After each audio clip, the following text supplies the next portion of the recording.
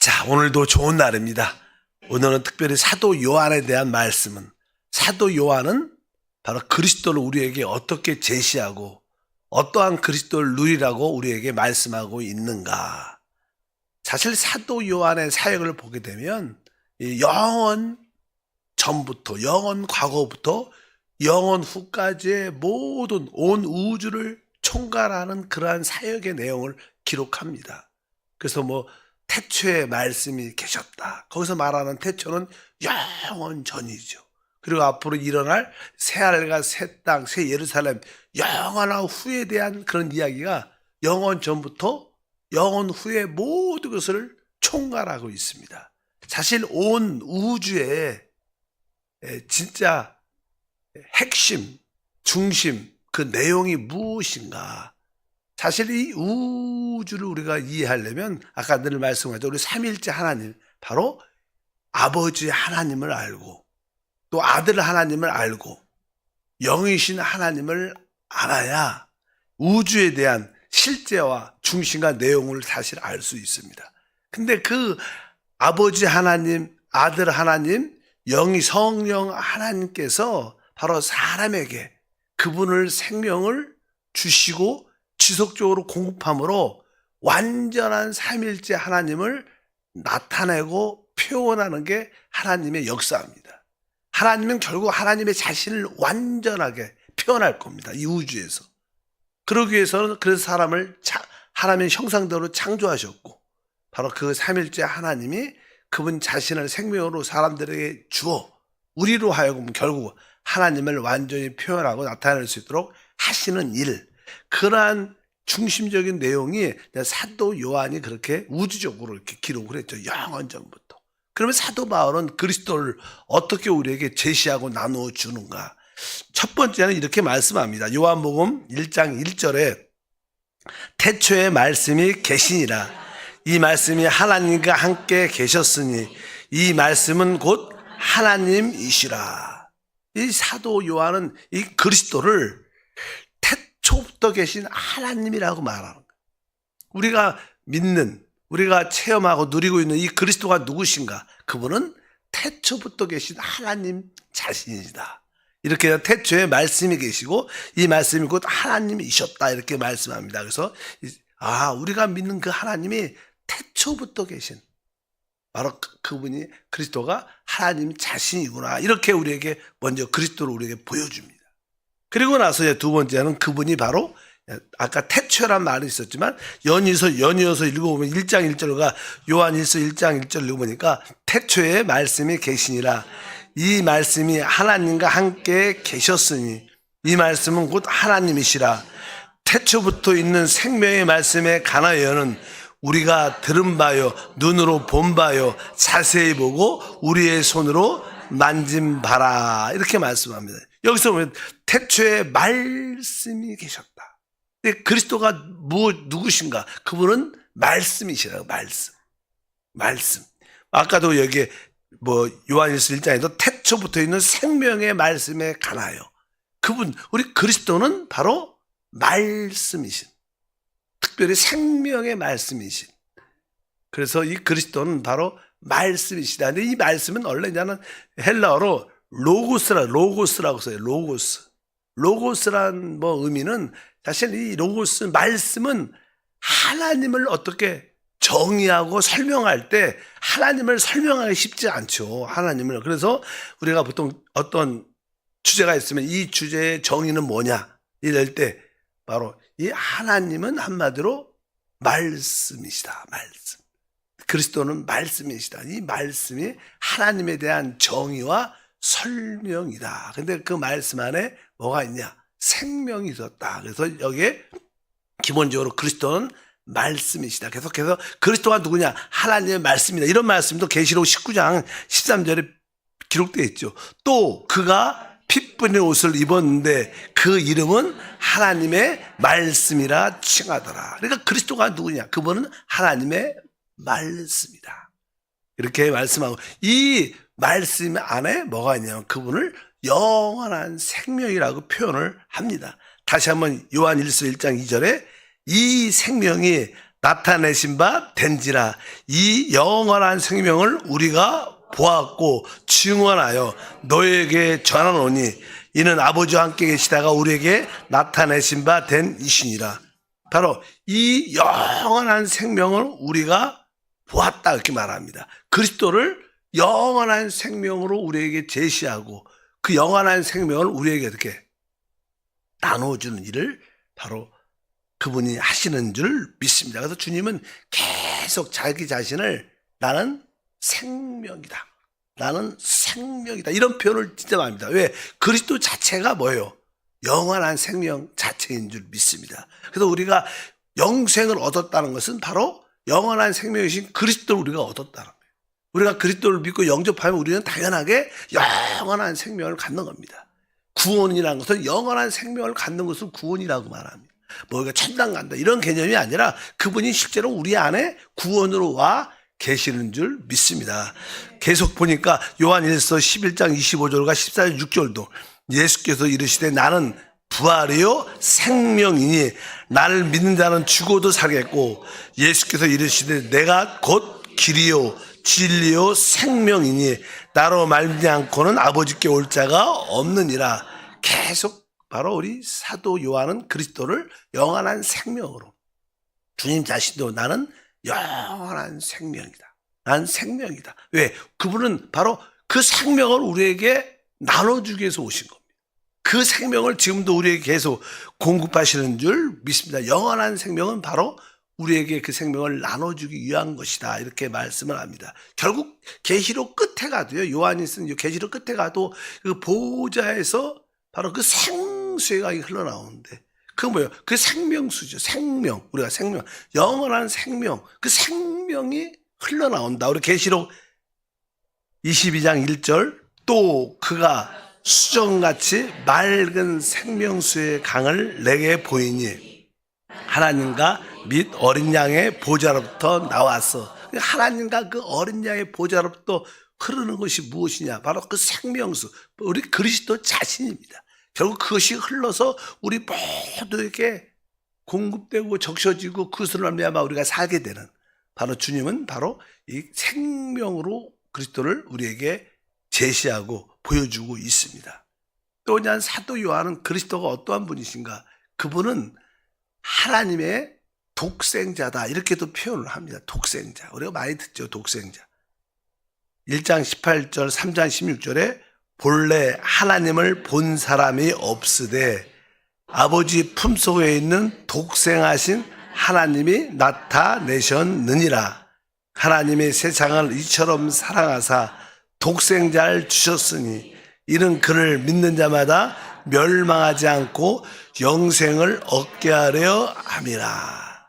바로 그분은 또 하나님의 독생자, 하나님의 독자 아들로 표현하면서 그 아버지의 그 생명을 우리에게 나눠주기. 이런 독생자도 결국 그 독생자가 결국 죽음과 부활을 통하여 하나님의 맏아들이 되고 우리는 그의 뭐가요? 생명을 얻은 많은 아들들이 되죠. 이런 것도 다 뭐예요? 그분의 생명을 분배, 나눠주게 한 모든 표현들입니다. 그분이 바로 하나님의 독생자가 되셨다가 그분이 결국 부활로 하나님 맏아들이 됐다는 것은 바로 생명을 나눠주기 위한 그런 하나님의 뜻이다. 이렇게 말씀을 드릴 수 있습니다. 그리고 그리스도는 이제 그 하나님의 성령을 우리에게 부어주시는 분. 그분은 바로 하나님의 성령을 우리에게 공급하시고 부어주는 분이라고 말씀을 합니다. 우리가 요한복음 3장 34절에 하나님이 보내신 이는 하나님 말씀을 이는 하나님의 성령을 한량없이 주심이라. 바로 우리 그리스도가 바로 하나님께서 그 그리스도에게 성령을 한량없이 주심으로 그분이 우리에게 그 성령을 무한 리필해 주는 그런 분이시다고 이렇게 표현을 합니다. 바로 그리스도는 바로 우리에게 성령을 주시는 분이시다. 사실 성령은 그리스도의 영이죠. 실제로 우리 하나님 아버지는 거룩합니다. 우리 하나님은 의로우신 분입니다. 그래서 일반적인 사람들은 그 아버지 하나님을 볼 수 있지 않아요. 하나님을 보면 다 구약에도 보면 죽지 않아요? 내가 진짜 왜 그분은 의로우시고 거룩하기 때문에 이러한 죄 가운데 있는 자들은 그분 앞에 나갈 수가 있지 않습니다. 그 가운데 있지도 못하죠. 그런데 그 영광의 빛 가운데 있기 때문에 근데 그 아버지 하나님을 체험하려면 그 삼일째 그 아버지 하나님이 우리에게 체험되려면 그분은 성령으로만 오셔야 우리가 체험될 수 있어요. 그래서 나는 그분에 대해서 설명을 할 때 이 디모데 전서 아주 6장 16절에 보면 이렇게 표현합니다. 그 아버지 하나님에 대해서 오직 그에게만 죽지 아니함이 있고 가까이 가지 못할 빛에 거하시고 어떤 사람도 보지 못하였고 또 볼 수 있는 이신이 없는 이신이 그에게 존귀와 영원한 권능을 돌릴지어다. 아멘. 사도 바울이 이걸 우리 아버지 하나님에 대한 그 모습을 기억할 때 이렇게 썼어요. 그에게만 죽지 아니함이 있고 그에게만 영원함이 있다는 거. 그 아버지 하나님에게만. 근데 그래서 그분에게는 가까이 가지 못할 빛에 거하기 때문에 어떤 사람도 그 아버지를 보지 못하였고 또 볼 수도 없는 하나님이라는 거예요. 그래서 그에게 존귀와 영원한 권능이 함께할지어다 이렇게 말을 했습니다. 근데 그렇게 보지도 못하고 가까이 갈 수도 없는 그분이 우리에게 오실 때 우리가 갈 수도 없고 그분이 어떻게 오시냐? 성령으로 오십니다. 그래서 사실 성령은 이 삼위일체 하나님이 우리 안에 도달하시는 거예요. 오시는 거예요, 우리 안에. 그것은 뭐예요? 하나님 자신의 생명을 우리에게 나눠주기 위한 것이다. 이렇게 이것도 그러한 의미로서 말씀입니다. 왜? 우리 주님은 뭐예요? 영이십니다. 그래서 누가 고린도후서 3장 17절에 주는 영이시니 주의 영이 계신 곳에는 자유가 있느니라. 바로 그 우리 아버지 하나님의 그 거룩함과 영광의 빛 때문에 우리는 갈 수 없지만 그분이 우리 안에 오시는데 그분이 오실 때는 뭐로 오시는 거예요? 성령으로 오시는 거예요. 그래서 우리 그리스도는 우리에게 성령을 주시는 분입니다. 성령을. 그래서 우리가 그리스도로 충만하면 우리는 성령의 체험을 갖게 되고 우리 안에 오신 그 성령은 오직 그리스도를 증거하는 영이다.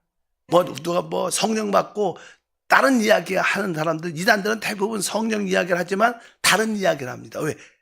오직 성령은 그리스도만 이야기합니다. 하나님의 아들 그리스도만 증거하는 영인 줄 믿습니다.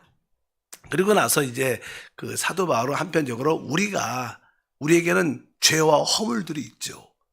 우리의 죄와 허물들로부터 우리가 자유함을 받기 위해서는 그분은 바로 하나님의 어린 양으로 우리에게 제시하시고 그 하나님의 어린 양으로 그리스도를 누리도록 우리가 허락합니다. 그래서 성경에 계속 보면 사도 요한 말에는 어린 양이라는 단어가 참 많이 나와요. 요한복음 한번 1장 51절에 보고 계시록 1장 13절에 보면 또 이르시되 진실로 진실로 너에게 이르노니 하늘이 열리고 하나님의 사자들이 인자 위로 오르락 내리락 하는 것을 보리라 하시니라. 촛대 사이에 인자 같은 이가 발에 끌리는 옷을 입고 가슴에 금띠를 띠고 그분은 우리를 그냥 구속하기 위해서 먼저 사람이셔야 돼요. 사람. 그분은 원래 하나님의 아들이시지만 그분은 육신을 입고 사람으로 이 땅에 오셨습니다. 그래서 주님이 이 땅에서 사실 때 그분은 사람으로 사셨어요. 사람으로 사셨습니다. 그분 안에는 하나님 계셨지만 그분은 뭐예요? 육신을 입고 사실 때 그분은 완전한 사람으로 우리 같이 사셨습니다. 다만 죄가 없으신 분이죠. 그래서 그분은 항상 네가 하나님의 아들이 아니냐 신성을 자꾸만 띄웁니다. 신성. 뭐 이게 사단이 뱀이 유혹할 때도 네가 하나님의 아들이 아니냐. 그러니까 이 돌을 떡이 되어서 만들어 먹어라. 이렇게 네가 하나님의 아들이다. 자꾸. 그러나 우리 주님은 우리를 구속하기 위해서 사람으로 오셔야 돼요.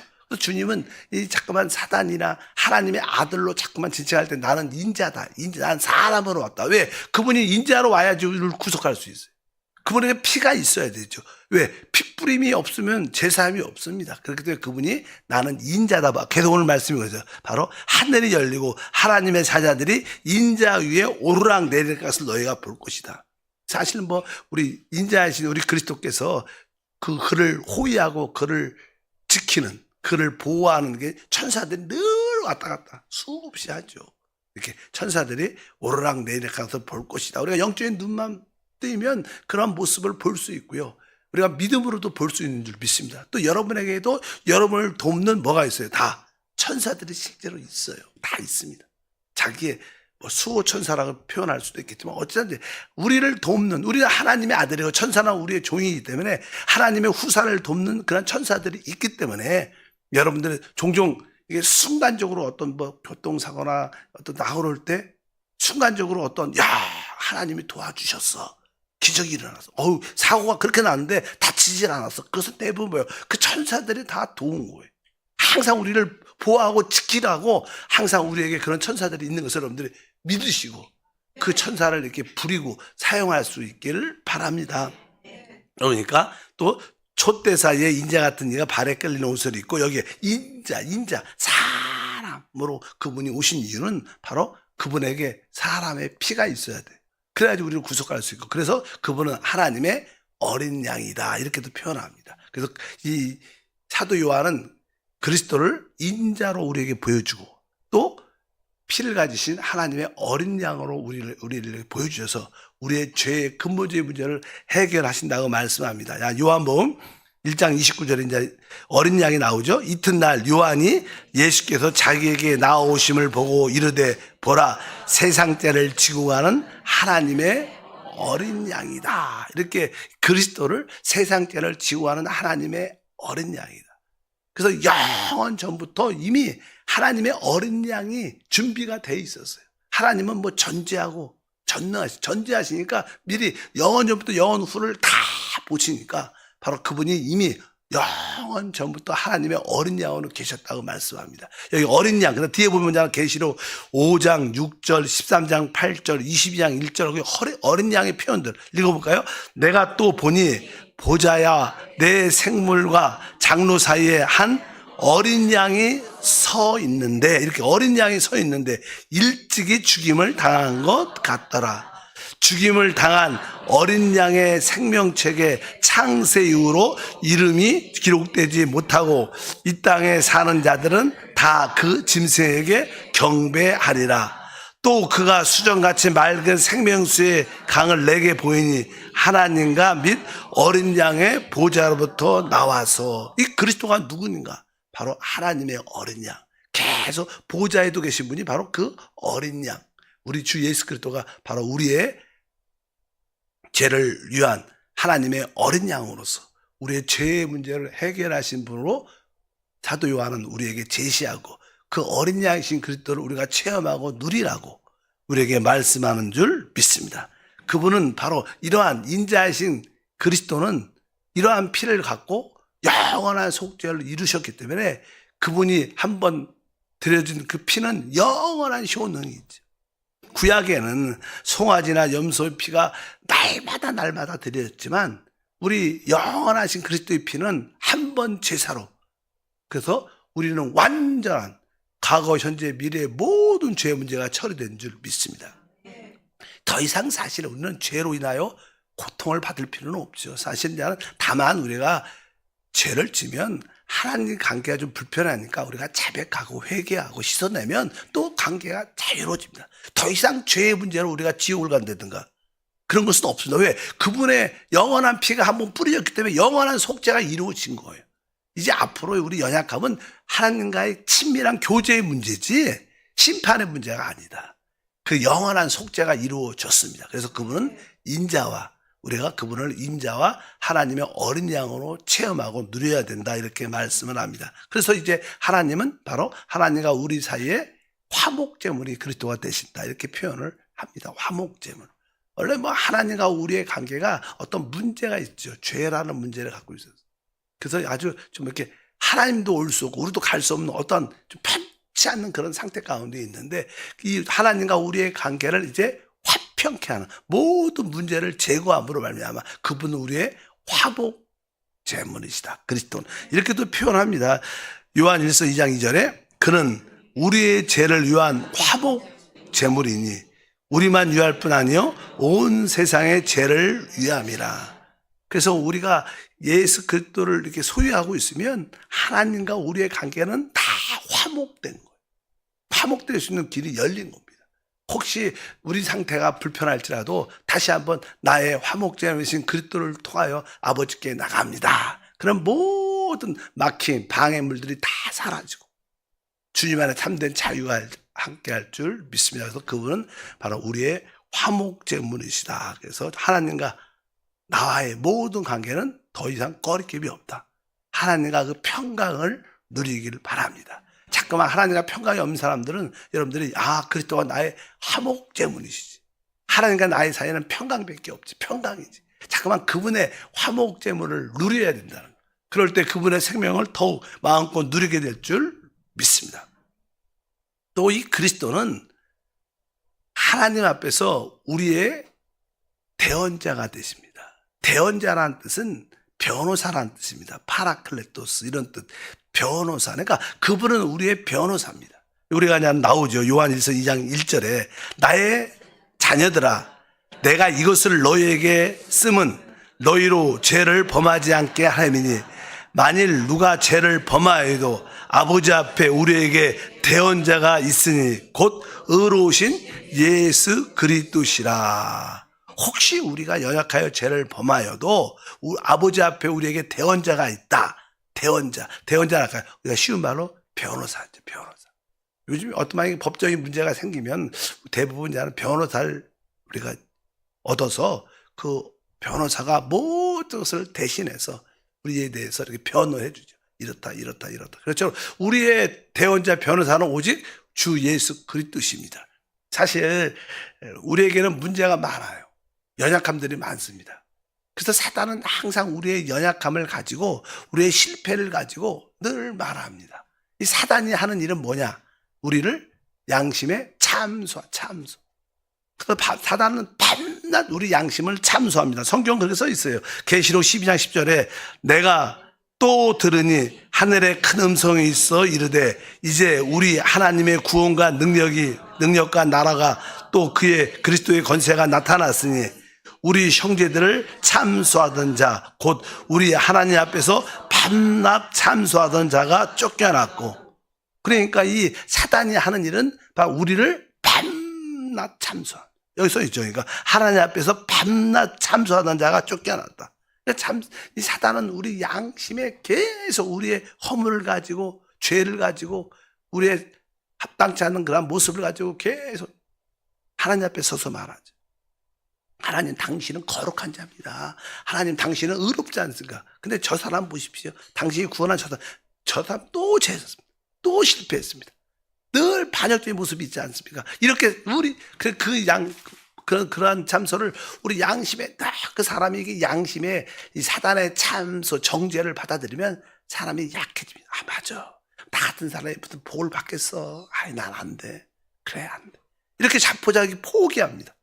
그렇게 되면 하나님 앞에 의롭게 쓸 수가 없고 믿음을 사용할 수가 없습니다. 사단의 참소를 양심에 받아들이면 우리는 믿음은 다 사라집니다.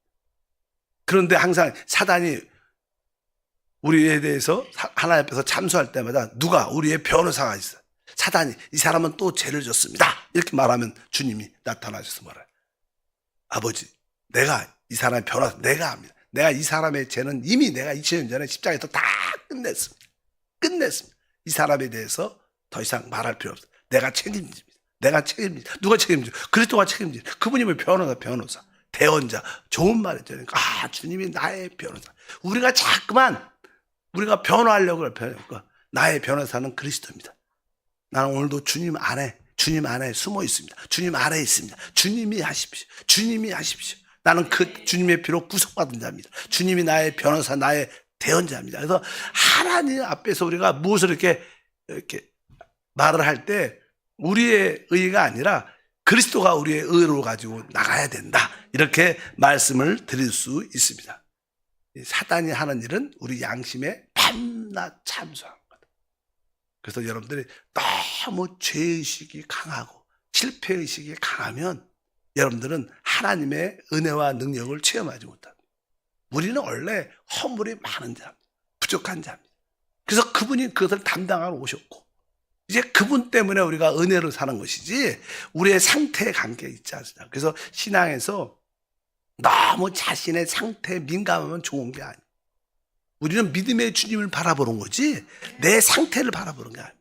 우리가 많은 사람들이 또 을을 추구하는 사람들은 자기의 상태를 바라봐. 오늘은 성공했어. 오늘은 잘했지. 뭐 그런 거는 참된 믿음이 아니야. 우리는 그리스도의 승리를 기뻐하고 그분을 찬양하는 신앙이지 내 상태, 우리 상태는 하루에도 수십 번 변화.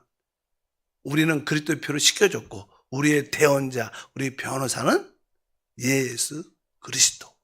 그분 안에서 안식과 누림을 갖는 것이 우리의 믿음의 생활인 줄 믿습니다. 그래서 주님께서 항상 사단에 대해서 우리를 대신해서 말씀하죠. 계시록 12장 10절에 말합니다. 또 우리 형제들이 어린 양의 피와 자기들이 증언하는 말씀으로 그를 이기었으니 그들은 죽기까지 자기들의 생명을 아끼지 아니하였도다. 바로 어린 양의 피로 이겼다고 말씀합니다. 우리에게는 어린 양의 피가 우리 양심에 뿌려져 있습니다. 어떠한 양심의 참소를 떨쳐버리고 자유함을 누리길 바랍니다. 사단이 참소할 때마다 이 귀신아, 사단아, 내 양심 안에 예수의 피를 보지 못했느냐? 내 양심 안에 예수의 피가 뿌려져 있다. 물러가라. 이렇게 우리는 말할 수 있어야 합니다. 그럴 때 그 어린 양의 피가 사단의 찬소로부터 우리를 이기게 할 것입니다. 하나님 감사합니다.